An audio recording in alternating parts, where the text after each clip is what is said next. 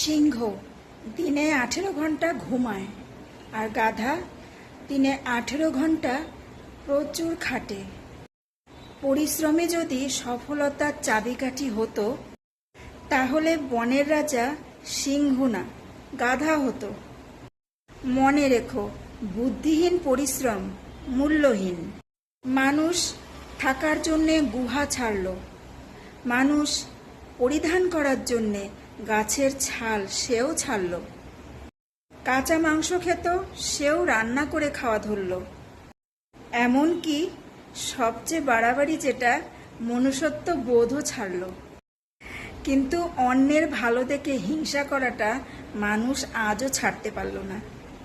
জীবনের প্রতিটি সিঁড়িতে পা রেখেই উপরে ওঠা উচিত, না হলে ডিঙিয়ে উঠতে গেলে পড়ে যাওয়ার সম্ভাবনাটাই বেশি। তোমার সমস্যাগুলো তোমাকেই সমাধান করতে হবে, বাকিরা তো 5 মিনিটের পরামর্শ দিয়েই চলে যাবে। কোনো সাফল্যই হঠাৎ করে আসে না, তা গড়ে ওঠে প্রতিদিনের ছোট ছোট পরিশ্রম জয় করে ওঠার পর। যে নিজের অভ্যাস বদলাতে পারে, জীবনের সমস্যাগুলোর সম্মুখীন না হয়ে আগে থেকেই হার মেনে যেও না। প্রতিদিন নতুন কিছু করার সাহস রেখো, তাহলেই স্বপ্ন একদিন বাস্তব হবে। টেনশন এবং মানসিক চাপে তারাই বেশি থাকে যারা নিজের চেয়ে অন্যের কথা বেশি ভাবে।